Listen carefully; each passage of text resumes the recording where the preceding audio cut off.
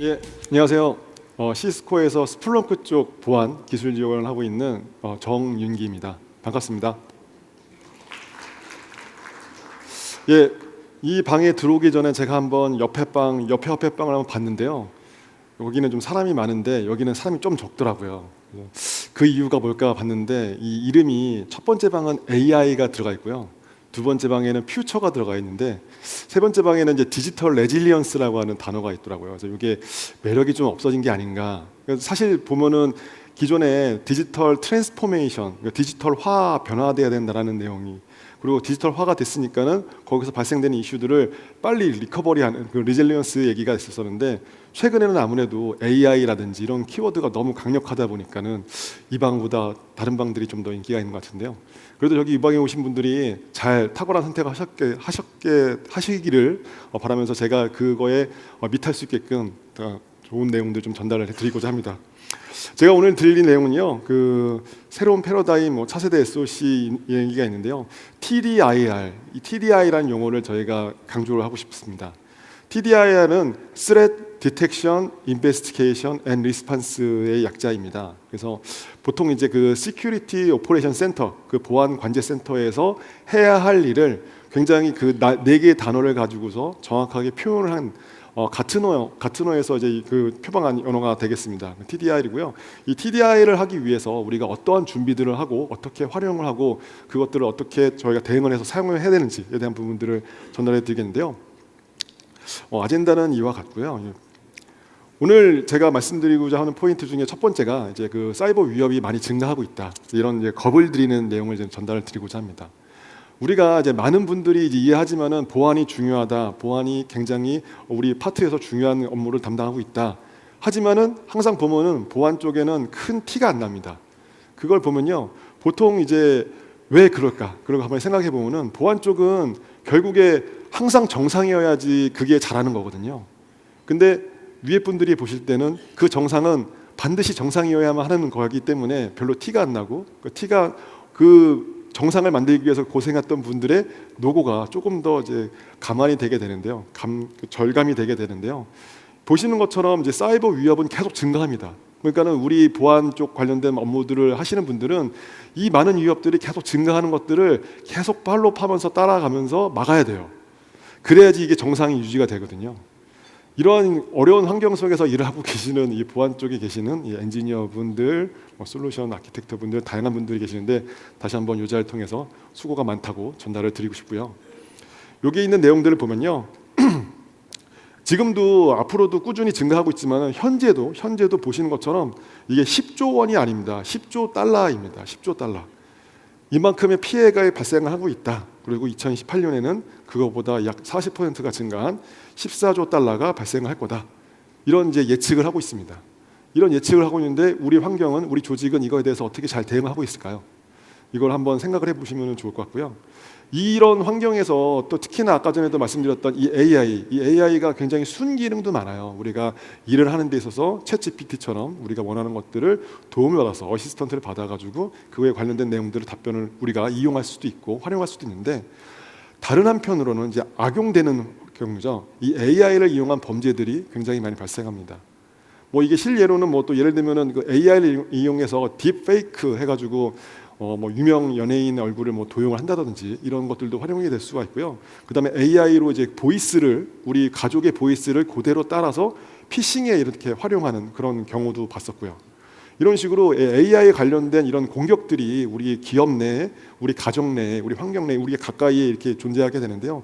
그런 것들을 대응하려면은 각각의 여러분들의 이제 그 인텔리전스, 각각의 우리가 그 기준 환경에 대한 의심 이런 환경, 이런 것들이 왔을 때 이것들을 어떻게 대응을 해야 되는지에 대한 이런 의심스러운 부분들, 의심을 해야 되는 것들, 이런 것들을 이용할 수가 있는데요. 특히 오늘 포커스하고 싶은 거는 우리 그 조직 내, 우리 엔터프라이즈 환경 내, 우리 그 회사 환경 내에서 발생하는 이 사이버 위협들을 어떻게 우리가 잘 대응을 해야 되는가에 대한 내용들을 말씀드리고 싶습니다. 실제 이런 사이버 위협은 정말 돈이 잘 됩니다. 보시는 것처럼요, 이게 그 3월 10일자 날짜, 지난달 3월 10일 날 약 한 보름 전 발생했었던 이런 그 뉴스가 되겠고요. 보시는 것처럼 이제 북한에 라자르스라고 하는 이제 그 집단이 있습니다. 북한의 그 정책 총국 밑에 있는 전문적으로 이렇게 해킹을 다루는 이런 캠페인이 있는데요. 이 팀이 했던 일 중에서 여기 보시면은 2조 1,800억 원, 이게 굉장히 큰 돈이죠. 이 많은 큰 돈을 탈취한 사건이 있었습니다. 이 사건은 보면은 여기 맨 밑에 나와 있는 내용인데요. 우리 그 전 세계에서 암호화폐 거래를 가장 많이 하는 회사가 그 해외에 있거든요. 그 해외 모 기업에서 발생됐던 암호화폐가 유출되는, 암호화폐가 해킹되는 사건이 있었습니다. 이게 우리 뉴스에는 크게 나오진 않았었죠. 뉴스에 나왔었는데 이런 큰 사건이 있었습니다. 이런 식으로 돈이 되기 때문에 이 해킹 또는 이런 사이버 위협들이 다 돈이 되기 때문에요. 뭐 예를 들면 우리가 가까이서도 볼 수 있는 게, 우리가 그 랜섬웨어라는 게 있지 않습니까? 랜섬웨어에서 감염이 되면은, 우리가 암호화가 돼 버리면은 그 암호화를 풀기 위해서는 돈을 달라, 비트코인 1개를 달라, 2개를 달라, 이런 메일을 받을 수가 있잖아요. 이런 식으로 이런 사이버 위협들은 돈이 되기 때문에, 특히나 이제 우리가 또 잘 알고 있는 이런 그 어둠의 경로를 통해서도 이런 것들이 다 유지가 되고 있습니다. 거래가 되고 있습니다. 이런 것들이 돈이 되기 때문에 근절되지 않고요, 계속 발생이 되는데, 그런 발생되는 위협들이 개개인도 개개인이지만요, 실제 돈이 되는 기관들, 이를테면은 보시는 것처럼 뭐 암호화폐 거래소라든지, 위에 보시는 뭐 소니 피처스라든지, 이거 같은 경우에 소니 피처스는 돈보다는 약간 이제 정치적인 것들이 있었죠. 그런 부분들이 있었었고, 그다음에 우리나라에도 또 이런 사건이 있었죠. 그 법원 전산망 해킹 사건이 있었었죠. 이런 식으로 이런 정보들을 추출하기 위해서, 이런 우리가 악용을 하기 위해서, 정보를 추출하기 위해서 이런 법원 전산망들을 이제 해킹을 한다든지, 돈을 하기 위해서 암호거래소를 턴다든지, 아니면은 정치적으로 보복을 하기 위해서 이런 소니 피처스 이런 것들을 해킹을 한다든지, 이런 식의 사이버 위협들이 정말 돈이 되고 그 가치가 있기 때문에 이것들을 사용하게 됩니다. 하지만은 이런 돈이 되고 가치가 있는 것들의 공격을 하는데, 실제 그거에 대응하는 우리 보안팀, 우리 그 조직은 어떻게 대응을 하고 있을까요?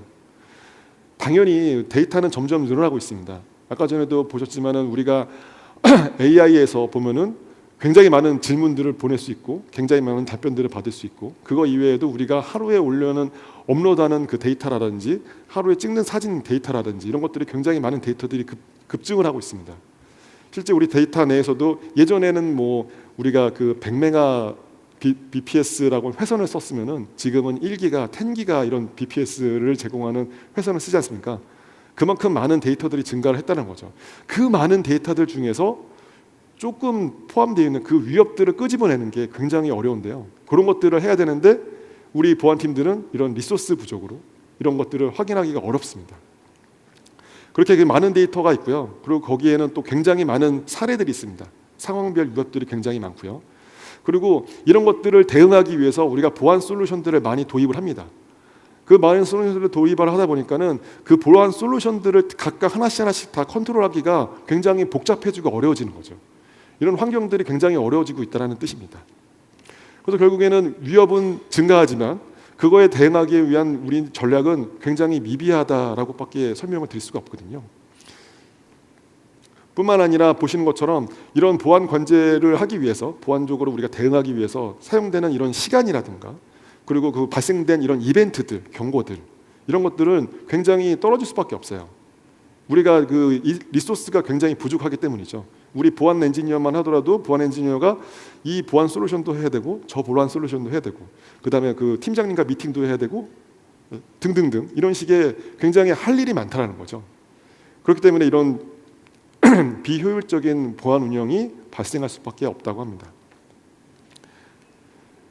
그래서 이런 보안 그 센터에서 발생되는 한계점을 이런 식으로 한번 정리를 해봤습니다. 정리했을 때 데이터가 많은 것들, 그 많은 데이터를 처리하는 데의 어려움부터 그것들을 다 처리하는 데에 대한 프로세스까지, 이 모든 한계점에 관련돼서 얘기를 할 건데요. 그 한계점에 관련된 내용들을 오늘 제가 선택한 그 키워드인 그 TDIR에 접목을 시킬 수가 있겠습니다. 무슨 얘기냐면요, 아까 전에 말씀드렸지만은 굉장히 많은 데이터줄 중에서 일부 포함되어 있는 그 스렛들, 위험들을 끄집어내야 하는데요. 그 끄집어내는 것들이 얼마나 힘든지, 그리고 그 탐지하는 거에서도 우리가 잘 알고 있는 것들은 탐지가 가능하지만은 매일 새로 나오 매일 새롭게 업데이트되는 그런 위협들을 어떻게 거기에 우리가 잘 따라갈 수 있는지, 그리고 그것들을 대응하기 위해서 어떠한 그 표준 프로세스를 가지고 있고 그것들을 어떻게 좀 더 효과적으로 효율적으로 운영하기 위해서 자동화를 쓸 수 있는지, 그런 부분들이 이 TDIR에 녹여서 말씀드릴 수가 있겠습니다. 먼저 그 TDIR 중에 그 스렛에 관련된 그 데이터에 관련된 내용이 되겠습니다. 우리가 그 수집되는 데이터들이 굉장히 많다고 아까 말씀드렸습니다. 발생되는 데이터들이, 그 많은 데이터들을 우리가 전체를 다 수집해서 조사 분석하면은 가장 좋지만요, 그 많은 데이터들을 바로바로 수집해 가지고 조치하기가 굉장히 어렵습니다. 그래서 이런 경우에는 우리가 이런 식의 사용 사례, 유즈 케이스별로 분류해서 식별해서 그거별로 중요도를 나눠서 프라이어티를 나눠서 처리를 하는 것이 가장 현명한 그리고 효율적인 처리 방식이 될 수밖에 없습니다. 그래서 가장 급하게 실시간으로 처리해야 할 데이터들이 있겠고요. 그 다음에 우리가 뭐 하루에 한 번 또는 뭐 일주일에 한 번, 일주일에 두 번 이런 식으로 정기적으로 체크해야 되는 데이터들이 있을 거고, 마지막으로는 뭐 감사 용도나 이런 용도로 그냥 롱텀으로 저장을 해놨다가 우리가 특별한 이벤트가 발생했을 때만 끄집어낼 수 있게끔 하는 그런 사례로, 세 가지 사례로 분류해서 처리를 해볼 수가 있겠습니다. 데이터 처리를 해볼 수가 있겠습니다. 여기에 맞춰서 저희가 제공할 수 있는 가이드는 이런 식의 그 데이터 매니지를 해줄 수가 있는 거가 필요합니다. 솔루션이 필요합니다.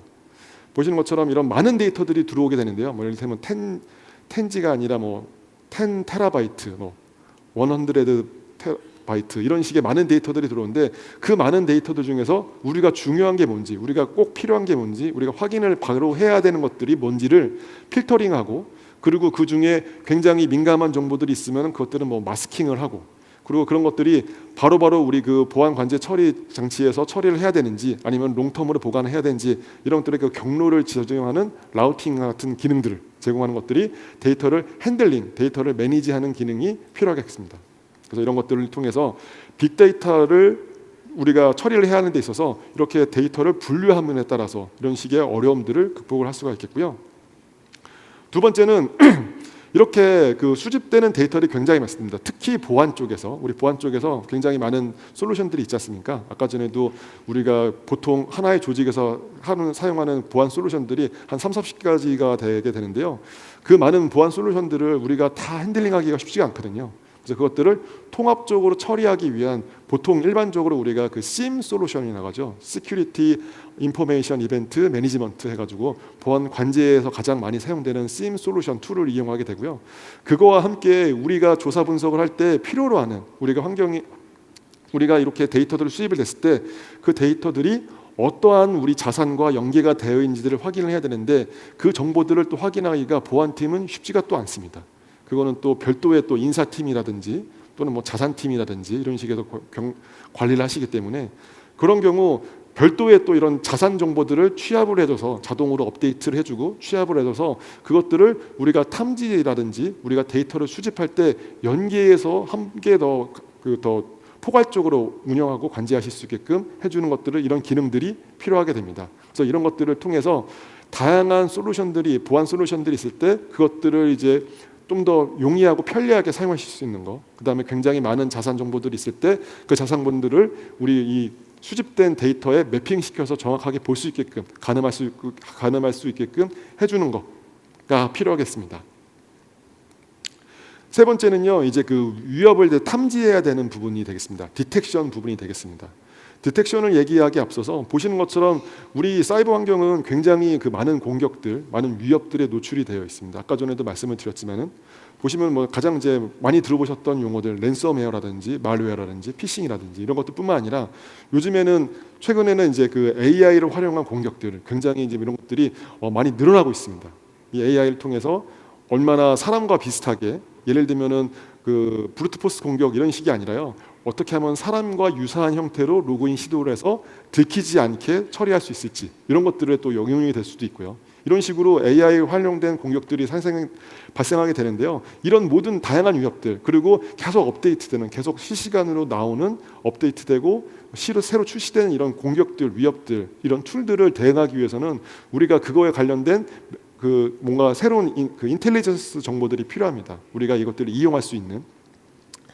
이런 것들을 위해서 이런 별도의 이제 이렇게 글로벌하게 발생됐던 사건들을 우리가 어떤 특정 경로를 통해서 뭐 TI라든지요, Threat Intelligence 정보라든지 아니면은 저희 스플렁크에서 제공하는 이런 별도의 그 글로벌 탐지 정책들, 글로벌 사건들이 발생했을 때 그 사건들을 우리 스플렁크에 있는 조사 분석 팀에서 조사 분석을 해서 그런 사건들을 우리 스플렁크 내에서 어떻게 탐지를 하는지에 대한 룰들을 저희가 2주에 한 번씩 출시를 합니다. 그래서 그 룰들을 이용해서 이런 공격이 있었고 이런 공격들을 이런 형식으로 막는구나라는 것들을 파악하셔서 그거를 우리 조직 내에, 우리 환경 내에 반영해서 운영하실 수가 있고요. 그리고 그것뿐만 아니라 아까 전에 말씀드렸던 이런 글로벌 보안 사건들이 발생했을 때 그 보안 사건들을 우리가 이제 분석한 스토리들을 그런 그 블로그 글들을 써줍니다. 그래서 이런 것들이 뭐 어디서 발생했고 어떻게 발생을 했고 어떤 취약점들이 이용이 되었고 이런 등등등에 대한 정보를 통해서 우리 환경 내에 이런 보안 취약점을 가지고 있는 솔루션이 뭐가 있는지, 그거에 관련된 탐지론들을 어떻게 적용하면 되는지에 대한 이런 내용들을 계속 꾸준히 업데이트를 하는 게 필요하겠습니다. 그리고 마지막으로 아까 전에도 말씀드렸지만 이런 AI를 이용한 공격들이 이제 점점 더 활성화가 되고 있는데요. 그거를 방어하기 위해서는 결국에 또 우리가 AI를 사용해서 방어를 해야 됩니다. 스플렁크에서도 제공을 하는 머신러닝 툴킷이라든지 딥러닝 툴킷 이런 것들을 활용해 가지고요. 이런 비정상적으로 그 AI가 그 활동을 하지만은 비정상적으로 발생되는 이벤트들을 우리가 끊임없이 AI를 통해서 탐지할 수 있게끔 이런 식의 글로벌 위협들을 우리도 같이 거기에 발맞춰서 탐지하고 차단할 수 있게끔 그런 식의 발맞춰서 나가는 것들이 필요하다라고 말씀드릴 수가 있겠습니다. 뿐만 아니라 이렇게 이제 외부에서 들어오는 위협도 있지만은 실제 내부에서 발생되는 위협들도 있습니다. 이 내부에서 발생되는 위협들은 이 내부에 있는 인원이 무지해서 잘 몰라서 그렇게 발생할 수도 있고요. 그리고 아니면은 이 사용자가 실제 공격을 받아서 감염이 돼서 발생하는 거고 걸 수도 있습니다. 그래서 보통 저희가 제로 트러스트라고도 얘기를 하죠. 이 제로 트러스트, 아무도 믿을 수가 없다. 심지어 내부에 있는 사람조차도 우리가 권한이 있는 사용자 하더라도 믿을 수가 없다. 그렇기 때문에 그런 사용자들에 대해서도 한 번 더 확인을 해야 된다, 한 번 더 체크를 해야 된다라는 그런 컨셉인데요. 우리 그 스플렁크에서 제공하는 이제 UEBA, User Entity Behavioral Analysis를 보면요, 실제 내부에서 발생되는 사용자의 이런 행위들을 머신러닝이 이와 같이 학습을 합니다. 저희가 제공되는 다양한 머신러닝 모델들이 있는데요. 그 모델들을 기반으로 자동으로 학습된 내용들 기반으로 탐지가 되고 탐지된 내용들을 유저 기반으로 묶어서 유저별로 이 사용자가 심각해요, 이 사용자가 괜찮아요, 이런 식의 판단을 드리는 거죠. 그래서 그걸 기준으로 사용자가, 운영자가 그 내용 기준으로 이 사용자가 얼마나 심각한지, 얼마나 문제를 일으켰는지 이런 것들을 판단해서 대응하실 수가 있게끔 도와드리게 됩니다. 그리고 세 번째로는 그 인베스티게이션 부분이 되겠습니다. 그 인베스티게이션을 할 때요, 중요한 게 인베스티게이션 하는데 우리는 사건이 엄청 많으면은 그 인베스티게이션을 우리가 충분히 시간을 투자해서 조사 분석을 해야 되는데 사건이 워낙 많다 보니까, 그리고 그걸 사건 조사를 해야 될 사람은 워낙에 적다 보니까는 그거를 어떻게 다 맞춰서 처리할 수 있느냐. 그래서 어떤 사건은 그냥 패스하고 어떤 사건은 그냥 클로즈하고 이렇게 해버리는데, 이런 식이 아니라 이런 거를 보다 좀 더 효율적으로 효과적으로 처리할 수 있는 방안이 필요하다라는 거가 되겠습니다. 여기 보시면요, 보시는 것처럼 어느 특정한 사용자 A라고 되어 있는데요, 어느 특정한 사용자가 이런 이상 이벤트들을, 이상 행위들을 발생한 것들이 탐지가 되었습니다. 이 탐지된 내용들을 보면은 하나 봤을 때는 이거 자체는 발생할 수도 있지, 이거 자체는 문제가 안 될 수도 있지, 이런 식으로 판단할 수가 있거든요. 근데 이것들이 전체 맥락을 보게 되면 이 하나의 사용자가 진행한 이런 행위들을 전체 이 맥락을 보게 되면은 이 사용자가 한 행위는 결국에 위협, 해킹 행위를 한 거라고 우리가 판단하실 수가 있습니다. 그래서 이런 내용에서 받아서 아이디어를 받아서 이런 특정 사용자 또는 특정 디바이스에서 발생된 행위들을 그룹핑 시켜서 처리를 해보자 라는 그런 컨셉이 바로 이제 이런 사건 처리를 하는 데 있어서, 분석을 하는 데 있어서 좀 더 효과적으로 처리할 수 있겠다라는 그런 아이디어로 저희가 생각을 했고, 그 기반으로 우리가 제공되는 게 RBA라고 해가지고요, 리스크 베이스드 얼러팅이라는 기능을 저희가 제공을 합니다. 이게 다시 한번 말씀을 드리면은 보시는 그림과 같이, 여기 나오는 것 같이 보면은 우측 상단에 보면은 오브젝트 해가지고요, 특정 모니터 디바이스를 뜻하고요, 그 그래비티라고 하는 디바이스에서 우측에 보시면은 이벤트 개수가 233개가 보입니다. 즉 무슨 얘기냐면요, 이 해당 디바이스에서 이상 행위가 탐지된 게 233개의 이벤트가 탐지가 된 거예요.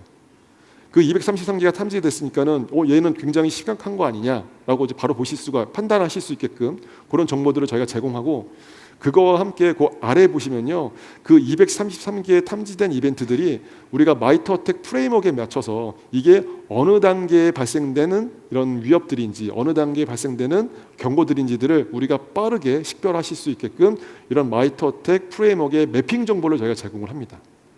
이렇게 함으로써 우리가 보안 관제를 함에 있어서 이런 이벤트가 발생을 하면요, 이런 사건이 발생하게 되면은 이 사건이 마이터어택 매핑을 봤을 때 점점점 심각 단계로 진행이 되고 있다는 것들을 우리가 빠르게 인지하실 수가 있고, 그렇게 함으로써 이 사용자 또는 이 디바이스는 빠른 조치가 필요하다, 프라이어티를 높여야겠다라는 것들을 우리가 빠르게 인지하실 수가 있습니다.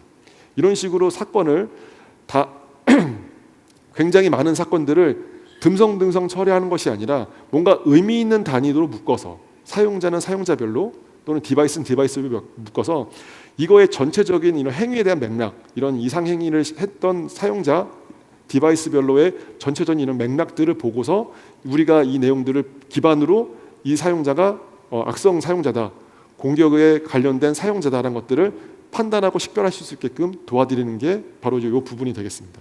이걸 통해서 또 하나는 발생됐던, 보시는 것처럼 이제 233개의 얼럿들이 있었는데 그 233개의 얼럿을 하나의 인시던트로 줄여주는, 압축이 이제 233대 1이 된 거죠. 원래는 이제 233개의 경고들을 다 처리를 했었어야 되는데 하나만 처리하게끔 이런 식으로 줄여주는 기능들도 제공해 줄 수 있다가 되겠고요.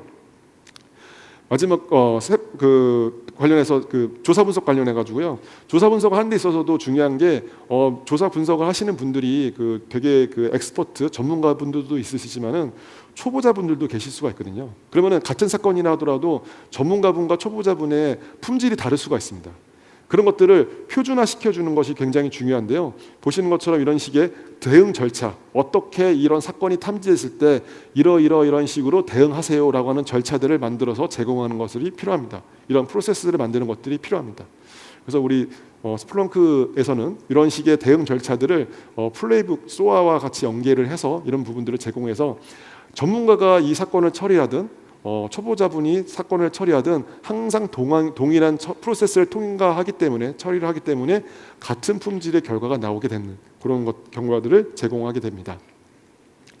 그리고 마지막으로 리스판스에 관련해서 마지막으로 우리가 대응을 하는 데 있어서도 일일이 방금 전에 보셨던 이제 프로세스들을 한 땀 한 땀 처리한 것도 굉장히 의미가 있지만, 우리가 이미 굳이 그 한 번 더 판단했던 것들은 굳이 이걸 한 번 더 다시 똑같이 조사를 할 필요가 없습니다. 그런 경우 이런 식의 이제 자동화 오토메이션들을 제공해서 오토메이션 기능을 이용해서 이런 사건들을 보다 좀 수월하게, 보다 편리하게 처리하고, 처리된 결과들만 우리가 봐서 이것들이 잘 처리가 되었구나, 이것들이 잘 확인이 되었구나. 그럼 예를 들면은 또 이렇게 다 수집된 증거자들을 기반으로 마지막에 우리가 이제 판단을 하는 거죠. 이 액션을 처리하기 전에. 그래서 이 사용자는 차단을 해야 되느냐, 허용을 해야 되느냐 등등 이런 식의 판단을 할 수 있게끔 이런 증거 자료, 사건을 처리하는 데서 관련된 자료들을 수집해서 그것들을 분석가가 판단할 수 있게끔 도와주는 이런 자동화 처리 프로세스들을 제공하는 것들이 필요하게 됩니다. 그래서 지금까지 말씀드린 게 TDIR에서 데이터를 식별하고, 데이터의 많은 데이터들 중에 위협 그 스레트를 식별하고 그것들을 탐지하고 그다음에 그걸 분석하고 대응하는 이런 포괄적인 절차들을 설명을 드렸습니다. 그래서 이제 저희가 그 결론으로 이제 넘어가게 되는데요. 보시는 것처럼 제가 앞서 설명드렸던 것처럼 이런 보안 위협들은 계속 증가하고 발전하고 개선되기 때문에 우리 환경 내에 이런 보안 위협을 매번 다 막고 차단할 수는 없습니다.